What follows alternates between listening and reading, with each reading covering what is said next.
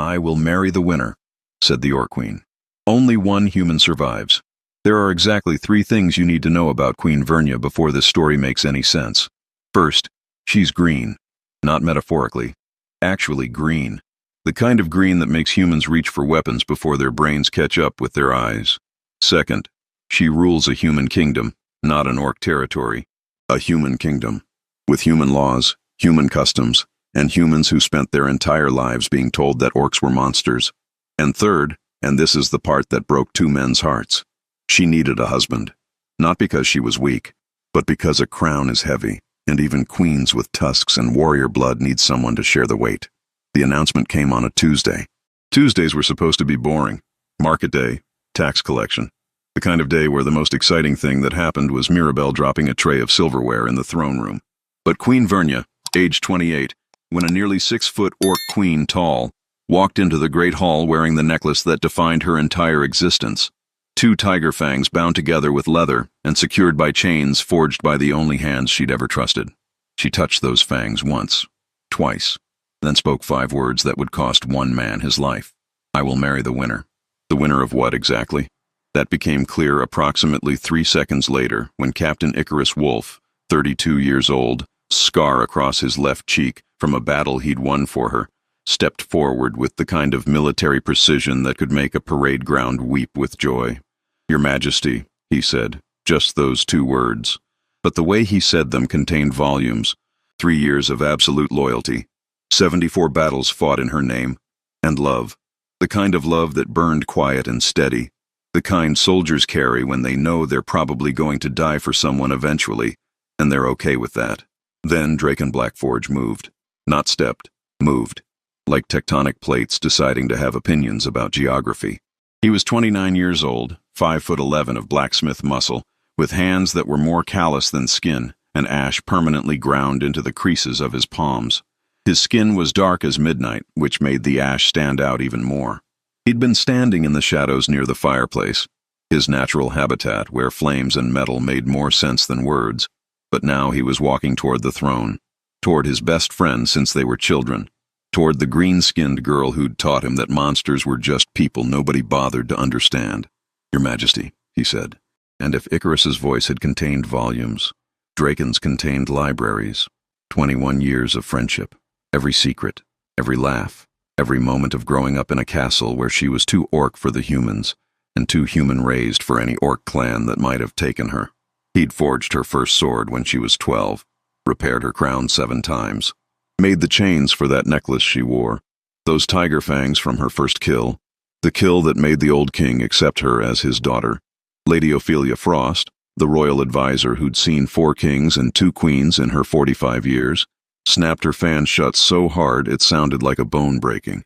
This is madness, she said, not to anyone in particular, just to the universe, which seemed to be having some kind of cosmic breakdown.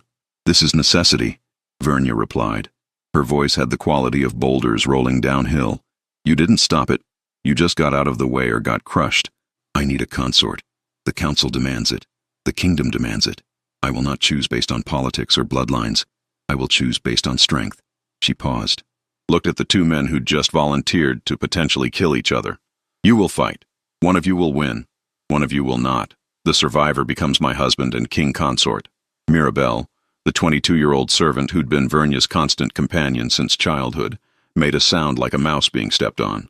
Your Majesty, She cut herself off. Because what could she say? They're your best friend and your most loyal soldier. They both love you. This will destroy whoever wins. All of those things were true. All of those things were also completely irrelevant, because Vernia had made her decision. And when a 6-foot orc queen made decisions, they tended to stay made. Here's what you need to understand about how Vernia became queen of a human kingdom. It starts with a dead tiger, continues with a dying king, and ends with a coronation that half the nobility boycotted. She was 4 years old when King Edmund the Just found her in the Thornwood Forest. 4 years old and standing over a tiger she'd killed with a rock and pure survival instinct that would have impressed a berserker. Edmund had been hunting that same tiger for weeks. It had killed 6 people, and this tiny green child, abandoned by whichever orc clan had lost her, had crushed its skull. Edmund did something that kings usually don't do, he thought. This child was dangerous, but she was also 4, and alone, and had just saved his kingdom from a man-eater using nothing but rage and a rock. So he took her home, gave her a name, Vernia. It meant faithful in the old tongue, and he gave her the tiger's fangs on a leather cord. Strength without purpose is just violence, he told her. Remember that. She remembered. For 24 years, through Edmund's slow death from illness, through her unexpected inheritance of a crown that should never have touched green skin, through every moment of hatred and fear and suspicion from humans who couldn't understand why their dying king's last words were, "The orc is my daughter. She will rule. Defy her and you defy me." Draken remembered too, because he'd been there. 7 years old, son of the royal blacksmith, when this weird green girl showed up, and everyone was too scared to play with her. Everyone except him. He'd walked up to her in the castle courtyard, held out a half-eaten apple and said, "You're really strong, right? Can you break this apple with one hand?" She'd stared at him, then laughed, then crushed the apple. They'd been inseparable ever since. Best friends through childhood, through adolescence when he started noticing that her laugh made his chest feel strange, through his apprenticeship in the forge, where he'd pour his feelings into metal because words were too dangerous, through her coronation, where he'd stood in the back and watched humans spit at her feet, and he'd wanted to kill them all, but she'd caught his eye and shaken her head. Not worth it, that look said. Save your rage for something that matters. And Icarus? Captain Icarus Wolf hadn't met her until she was already queen. He'd been a soldier in a border company, 30 years old and already tired of war in the way good soldiers get tired. Not cowardly, just realistic about what steel does to flesh. He'd been reassigned to the capital, expected a weak ruler, a political appointment. What he found was an orc queen personally leading her troops against bandits that were raiding villages, leading from the front, taking arrows, bleeding green blood that looked black in torchlight. And when the battle was over, instead of executing the captured bandits like any human king would have, she'd ask them why. Why raid? Why steal? Why kill? Turns out they were starving. Border lords had raised taxes. Options were steal or watch your children die. Vernia had executed the border lords instead, redistributed their lands, fed the bandits' families, kept the former bandits as soldiers in her personal guard. Icarus had watched all of this and thought, this is a queen worth dying for. 3 years later, he still thought that, and now he was going to fight his way toward proving it. Fletcher the Iron, Icarus's lieutenant and closest friend, found his captain in the training yard 2 days after the announcement. Fletcher was 38, built like a barrel, with a nervous laugh that kicked in before every battle. He was laughing now. "So," Fletcher said, "you're really doing this?" "I'm really doing this," Icarus confirmed. He was sharpening his sword with the kind of focus that made Fletcher's laugh die in his throat. "You know Draken, right? The blacksmith, built like someone who wrestles bulls for fun? Your friend?" "Not my friend anymore." Icarus tested the blade's edge against his thumb. "Drew blood. Good. Tomorrow we're just 2 men fighting for the same woman. One of us survives. One of us doesn't. That's how it works." Fletcher stopped laughing. "Cap, you sure about this? He's not some bandit. He's not some enemy soldier. He's in my way," Icarus said, and that was the end of that conversation. Across the castle, in the forge that had been Draken's home for more than 20 years, hammers rang against anvil with a rhythm that sounded like grief. Draken was making something, not armor, not a weapon. A small iron rose, delicate despite the brutal hands shaping it. The kind of thing you make when you need to remember that strength can create, not just destroy. Mirabelle found him there. She was carrying wine, which was her solution to most problems. "She doesn't want this," Mirabelle said. No preamble, no politeness. That's what happened when you'd known someone since you were both children crying about scraped knees. "She's hurting." "Then she shouldn't have announced a death match," Draken said. The hammer came down harder than necessary. Sparks flew like angry fireflies. "She needs a husband. The council was going to choose for her. Some prince, some alliance marriage. Some man who'd look at her green skin every day and wish she was human." Mirabelle set the wine down near the forge, far enough that it wouldn't boil. "At least this way, she knows whoever wins actually wants her enough to kill for her," Draken said. The rose was taking shape now. Perfect metal petals. "That's a hell of a foundation for a marriage." "You love her," Mirabelle said. "Not a question. Since I was 7 years old." The admission tasted like ash. "Every day for 21 years. Never said it. Never could. She was my best friend. Saying it would have ruined everything. And now," he held up the iron rose. Now I have to kill a good man to have even a chance of telling her. Then don't, Mirabelle said. Simple. Like suggesting he not breathe. If I don't fight, Icarus wins. She marries him. And I spend the rest of my life forging weapons for her armies and watching her be happy with someone else. Draken set down the hammer, picked up the wine, drank straight from the bottle. I can't do that. I'm not that strong. The night before the duel, Queen Vernia sat alone in her chambers and touched the tiger fang necklace with fingers that shook. She'd killed that tiger when she was 4 years old, killed it because it was trying to kill her, and even at 4 she'd understood that life was binary, fight or die, nothing in between. 24 years later, she still lived by that logic. It had kept her alive, kept her crown, kept her kingdom from tearing itself apart between humans who hated her and orcs who would never accept her. But it had also led to this. 2 men she valued preparing to murder each other in her name. I could call it off, she said to the empty room. Her voice sounded small, strange. Queens weren't supposed to sound small. I could choose, just pick one, save the other. But she couldn't. The council was watching. The kingdom was watching. Every noble who'd ever questioned her strength, every citizen who'd ever whispered monster when she passed, they were all watching. If she backed down now, showed weakness, showed sentiment, she'd lose everything. The crown, the kingdom, the fragile peace she'd built between species that had spent centuries killing each other. So 2 men would fight, and 1 would die. And she would marry the survivor and spend the rest of her life wondering if he saw her face, or just a crown when he looked at her. The arena was built in 3 days, not a grand coliseum, just a circle in the castle courtyard, marked with white stones, surrounded by wooden stands that could hold maybe 300 people. Every seat filled.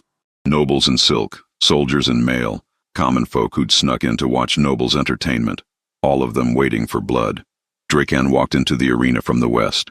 He wore no armor, just leather pants and a blacksmith's apron, his torso bare, showing the kind of muscles you get from years of wrestling metal into submission. In his right hand, a war hammer, heavy, brutal, the kind of weapon that didn't slash, it shattered. Icarus entered from the east, full captain's armor, plate and mail, a long sword in one hand, shield in the other, military precision in every step. He looked like what he was, a man who'd won 74 battles and was about to win 1 more. They met in the center, looked at each other. For a moment, just a moment, they were 2 men who might have been friends in another life, men who respected each other. Then Icarus raised his sword in salute. Draken raised his hammer, and Queen Vernia, sitting on a temporary throne at the edge of the arena, wearing her tiger fang necklace and a crown that felt like it weighed 1,000 pounds, spoke. Begin. The first blow came from Icarus. Fast, professional. A testing strike to gauge Draken's reaction speed. Draken blocked with the hammer shaft. Metal rang against metal. The crowd exhaled. They'd been holding their breath, waiting to see if this was real. If these 2 men would actually try to kill each other. They would. The fight was ugly, not choreographed, not cinematic. Real combat never is. It was sweat and grunting and the wet sound of metal hitting flesh. Icarus had training, technique, years of battlefield experience. But Draken had rage, the kind of rage that accumulates over 21 years of loving someone and never saying it. The kind of rage that turns a man into something that doesn't feel pain, doesn't feel exhaustion, just feels the need to win. Icarus's sword found Draken's shoulder. Blood, red human blood, ran down brown skin. Draken's hammer found Icarus's knee. The joint bent wrong. Cracked. Icarus stumbled but didn't fall. Soldiers don't fall. They die standing. Vernia watched. Her face showed nothing. Queens don't show fear or grief. Or the desperate, clawing need to scream, "Stop. Both of you, I'll choose. I'll marry neither, just stop hurting each other." 15 minutes into the fight, both men were bleeding. Icarus's armor was dented. Draken's ribs were probably broken. They were both moving slower, breathing harder, but neither would quit, because quitting meant losing. And losing meant watching the other man marry the woman they loved. It ended with a mistake. Small. Stupid. The kind of mistake that happens when you're exhausted and bleeding and your body starts making decisions faster than your brain can stop them. Icarus stepped left. His wounded knee betrayed him. Buckled. Just for a second. Just long enough for Draken's hammer to come down. The sound of a skull breaking is distinctive, like a walnut in a vise. Wet. Final. Wrong in every possible way. Captain Icarus Wolf, age 32, veteran of 74 battles, collapsed like a puppet with cut strings. He was dead before he hit the ground. His last expression wasn't pain. It was surprise, like he couldn't quite believe that all those battles, all that survival, had ended in a courtyard with a blacksmith's hammer. Draken stood over him, still holding the hammer. Blood, red blood that wasn't his, dripping from the weapon. He looked at his hands, at the hammer, at the dead man, and then at Queen Vernia, who was sitting on her throne with her hand covering her mouth and tears, actual tears, running down her green cheeks. "I won," Draken said. His voice sounded hollow, like an echo in an empty room. "I won." The crowd was silent. Victory shouldn't look like this, feel like this, taste like ash and regret. Fletcher the Iron pushed through the crowd, dropped to his knees beside his captain's body, and started laughing. That nervous laugh he always had before battles, except this time it didn't stop. It turned into sobs, ugly raw sounds that made people look away. Lady Ophelia Frost stood up, snapped her fan shut, and walked away. She'd seen enough death in her 45 years, didn't need to see more. Mirabelle ran to Vernia, put her arms around the queen, didn't care if it was improper, didn't care if it showed weakness. Her queen, her friend, needed comfort more than dignity. And Draken? Draken dropped the hammer, walked out of the arena, didn't stop until he reached the forge, locked the door, and started hammering, making something, anything. Because if he stopped moving, he'd have to think about what he'd just done, who he'd just killed, and thinking about that might break something that couldn't be fixed with a hammer and fire. The wedding happened 3 weeks later. Not a celebration, an obligation. Queen Vernia wore white lace over green skin. Draken wore black, formal, appropriate for a wedding, or a funeral. Hard to tell the difference. The ceremony was performed by the kingdom's high priest, an old man who'd buried 3 generations of royalty and had long since stopped being surprised by anything. He spoke the traditional words, asked the traditional questions. "Do you, Queen Vernia, take this man as your husband? Do you, Draken Blackforge, take this woman as your wife?" They both said yes. Their voices were steady, empty, like they were reading from a script written by someone else. When Draken lifted Vernia's veil to kiss her, she whispered, "I'm sorry, I'm so sorry, I never wanted—" "I know," he whispered back, then kissed her. It should have been romantic. First kiss as husband and wife. Instead, it tasted like grief and guilt, and all the words they'd never said when saying them might have mattered. The reception was subdued. Nobles ate quietly, soldiers drank quickly. Everyone avoided looking at the empty chair where Captain Icarus Wolf should have been sitting. Fletcher the Iron didn't attend. He'd resigned his commission the day after the duel, left the capital. Nobody knew where he went. Nobody asked. That night, in the royal chambers, Draken and Vernia lay in bed, not touching, married, but miles apart. "We should talk," Vernia said finally. "About what?" Draken asked. "About how I murdered a good man to be here? About how every time you look at me you'll see his blood on my hands? About how this marriage started with death and will probably be haunted by it forever?" "Yes," Vernia said. Simple, direct, the orc way. About all of that. So they talked, through the night, through tears, through anger and guilt and every emotion that had been trapped inside them for weeks. And somewhere during that conversation, between the pain and the honesty, something shifted. Not healing. Healing would take years, but acknowledgement, understanding. "I loved him too," Vernia said around 3 in the morning. "Not the same way I love you, not romantic, but he was loyal. He was good, and he died because I was too scared to choose. I loved you for 21 years, Draken said. Never said it because I was too scared to risk our friendship. And when I finally fought for you, it cost a man's life. That's not a love story.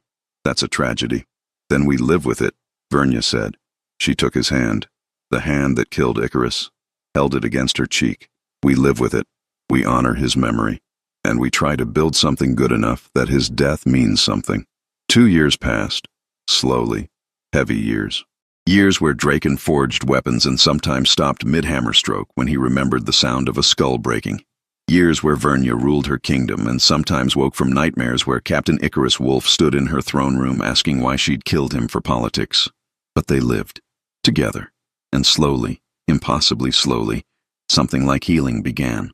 3 years after the duel, Vernia gave birth to a daughter, a human daughter, brown skin like her father, no tusks, no green, Just a perfect, tiny, human baby girl who screamed with the lung power of an orc warrior. They named her Iris, after Icarus, so he'd be remembered, so his death would be attached to life instead of just tragedy. 5 years after the duel, Vernia gave birth to a son, a green-skinned orc boy with tiny tusks and his father's eyes. They named him Edmund, after the king who'd found an orphaned orc child in a forest and decided she was worth saving. The children grew up in a kingdom that had never seen anything like them, half orc, half human, belonging to both worlds and neither. But that was fine. Their mother had been living that reality her entire life. She knew how to survive it, how to thrive in it. Draken built them toys in his forge, metal horses that actually rolled, wooden swords that wouldn't hurt anyone. And sometimes, when he held his children, he touched the scar on his shoulder where Icarus's sword had found him, and he thought, "I'm sorry. I wish you were here to meet them. You would have loved them. You would have protected them. But you're dead, and I'm alive, and I don't know if I deserve to be." 10 years after the duel, on a cold autumn morning, Draken stood in the castle courtyard where the arena had been. The white stones were gone. Grass had grown over the blood, but he could still see it, still feel it, the weight of the hammer, the sound of impact. Vernia found him there. She was 38 now, still 6 feet tall, still green, still wearing the tiger fang necklace she'd worn since she was 4 years old. "You come here every year," she said. Not accusatory, just observation. "I killed him here," Draken said. "Seems like I should remember." "He knew what he was doing," Vernia said. She stood beside him, not touching, not yet. He chose to fight, chose the risk. He was a soldier. Soldiers understand death. Understanding it doesn't make it hurt less. "No," Vernia agreed. "It doesn't." They stood in silence. Two people who'd built a life on top of a tragedy. Two people who'd found love in the aftermath of death. It wasn't perfect. Perfect was impossible. But it was real, honest, built on everything they'd survived together. "The children want to know about him," Vernia said finally. Iris asked why her name sounds like someone else's. Edmund asked why there's a memorial plaque in the soldiers' barracks with Captain Wolf's name. "What did you tell them?" "The truth. That a good man died so we could be together. That love sometimes costs more than we want to pay. That we honor his memory by living well." She paused. "That their father is the bravest man I know. Because it takes courage to kill, but it takes more courage to live with what you've done and keep being good anyway." Draken looked at her. His wife, his queen, his best friend for over 30 years now. "I don't feel brave. Brave people never do," Vernia said. She took his hand. The hand that killed, the hand that created, the hand that had held hers through 10 years of guilt and healing. "That's how you know it's real courage. It hurts too much to feel glorious." They walked back to the castle together. Their children were waiting. Iris wanted help with her reading. Edmund wanted his father to teach him to forge steel. Normal things, family things, the kind of things that Captain Icarus Wolf had died to make possible. That night, Draken dreamed about the duel. He dreamed it often, but this time, when Icarus fell, he stood up again, smiled, said, "Take care of her. Take care of them. Make it worth it." And Draken, even in the dream, even knowing it wasn't real, said, "I'm trying." "I know," Dream Icarus said. "That's enough." 15 years after the duel, the kingdom had changed. Not completely. Change like that takes generations. But it had started. More orcs in human towns, more humans in orc territories, fewer walls, fewer weapons drawn at the sight of green skin. Queen Vernia's children, Princess Iris and Prince Edmund, were proof that different species could exist together, could love each other, could create something beautiful instead of just violence. Drakan was 44 now. His hands were more scar than skin. His hair was graying at the temples. He still forged weapons, still stopped sometimes mid-hammer stroke when memory hit like a physical blow. But the moments were less frequent. The guilt had become something he carried instead of something that carried him. One evening, working late in the forge, he finished a commission. A sword for a young soldier, sharp, balanced, the kind of weapon that could kill, or protect, depending on who held it. He stamped his maker's mark into the blade, the same mark he'd used for decades. A small anvil with a rose growing from it. Strength and beauty, destruction and creation. Everything he'd learned about being human. Vernia found him there. She did that sometimes. Appeared in the forge like a memory made flesh. "Come to bed," she said. "The metal can wait. Almost done." "Draken, you're always almost done. You've been almost done for 15 years. She walked closer. touched the unfinished sword. It's beautiful. It's a weapon. Weapons aren't beautiful. They're necessary. You're thinking about him again. Not a question. After 15 years, she could read him like a book written in a language only she understood. I think about him every time I make a weapon, Draken admitted.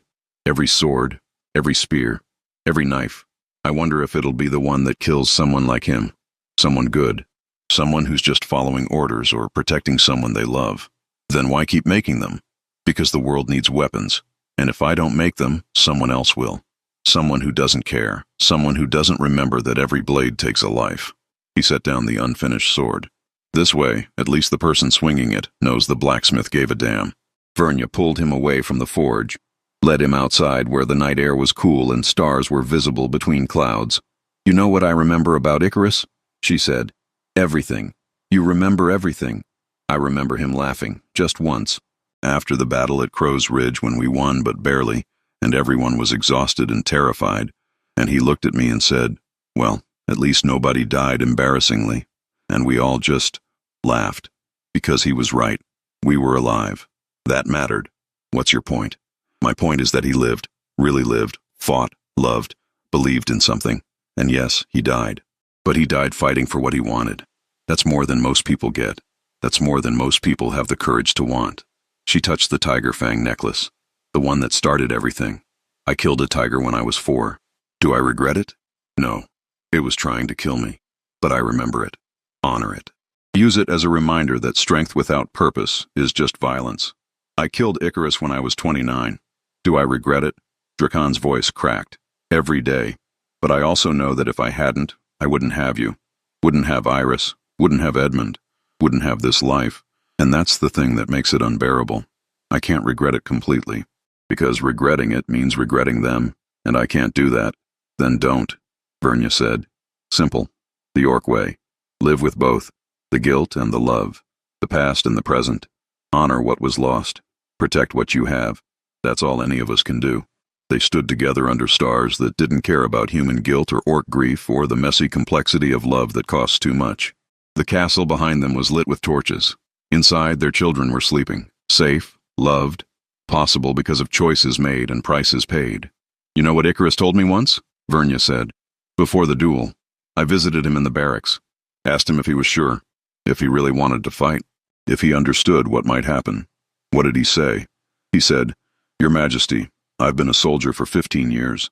I've seen men die for land they never saw. For kings they never met. For causes they didn't understand.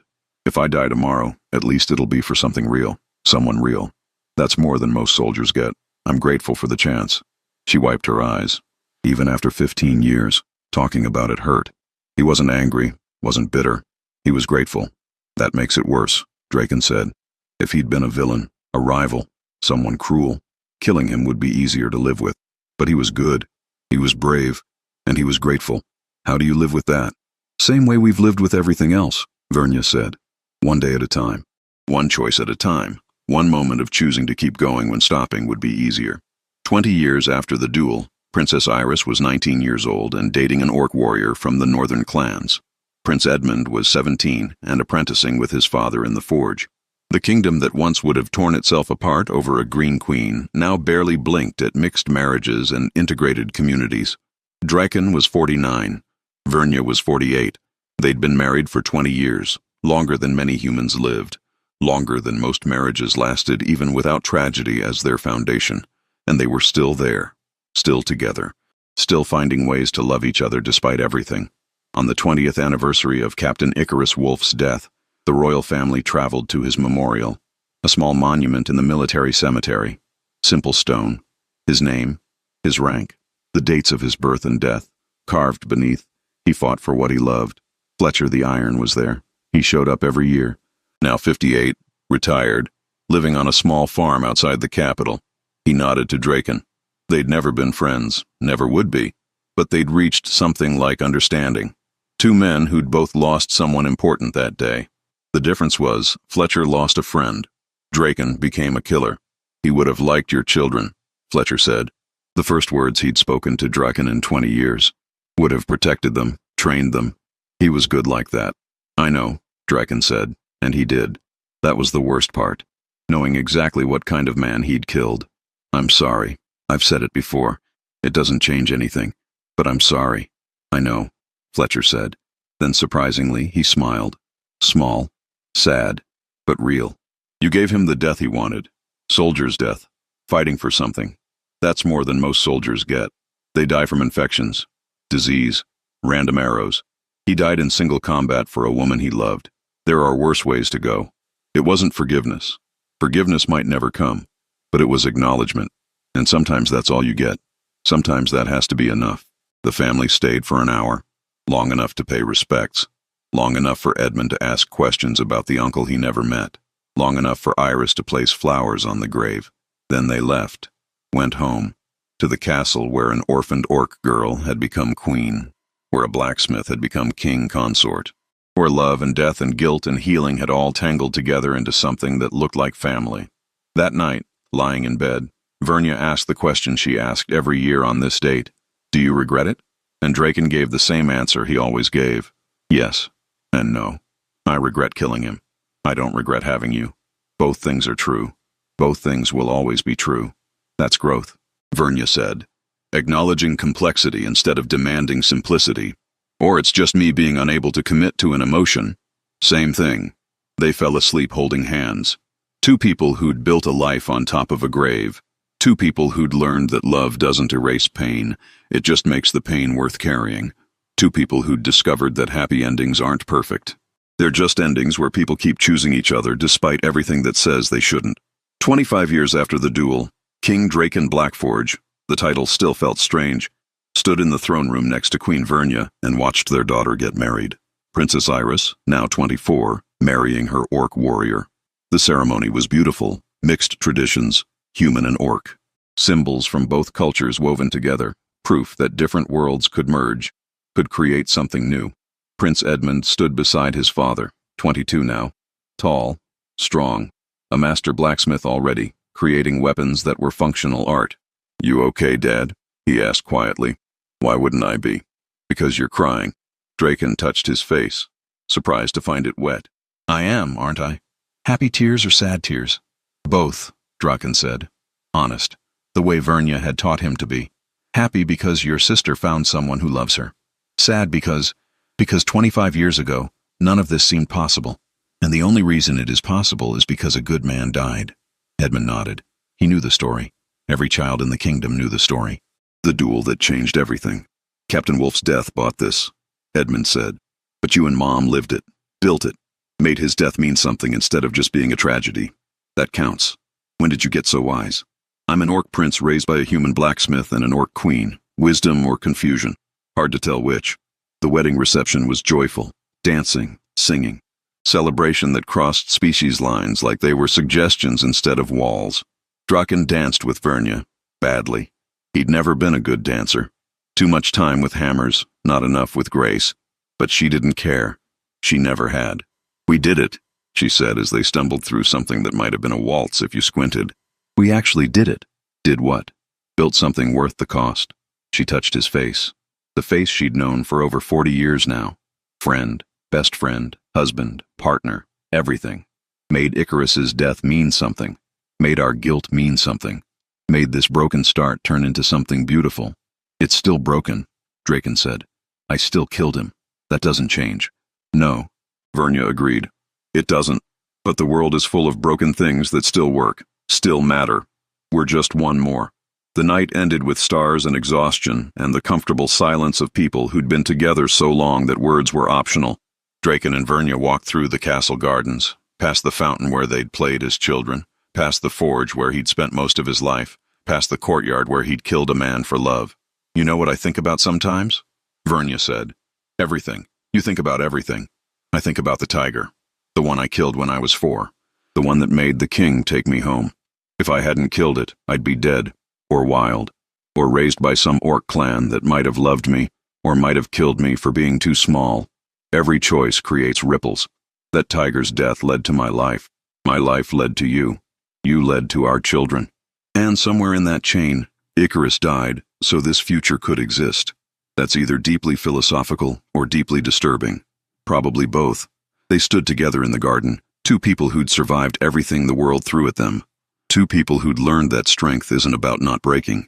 It's about healing imperfectly and continuing anyway. The bravest warriors aren't those who never feel fear, Draken said quietly, quoting something Vernia had told him years ago. They're the ones who choose love despite it, despite the cost, despite the guilt, despite everything. You remembered, Vernia said, surprised, pleased. I remember everything you've ever said to me. I'm a blacksmith. We're good at holding on to things. He touched the Tiger Fang necklace, the one that started everything. Even the heavy things, especially the heavy things. They walked back inside, to bed, to sleep, to tomorrow, and every tomorrow after that, because that's what love is after 25 years. Not butterflies and romance and perfect moments. It's choosing to keep going, keep building, keep honoring the dead by living well. Keep carrying guilt and love together because separating them is impossible and pretending otherwise is a lie. In another world, Captain Icarus Wolf would have won that duel, would have married Queen Vernia, would have built a different future. In another world, Draken would have walked away, would have stayed in his forge, would have spent his life loving someone from a distance. But in this world, messy, complicated, built on blood and choice and consequences, this is what happened. An orc queen and a human blacksmith built a kingdom that accepted both species, raised children who belonged to two worlds, and every day they remembered the man who died so this broken, beautiful, impossible future could exist. Some victories are won not on battlefields, but in the quiet moments when we choose others over ourselves, when we decide that guilt is worth carrying if it means protecting what we love, when we understand that perfect endings don't exist, only endings where people keep choosing to continue despite every reason to stop. And that, in its own strange way, is enough. It has to be, because it's all we have.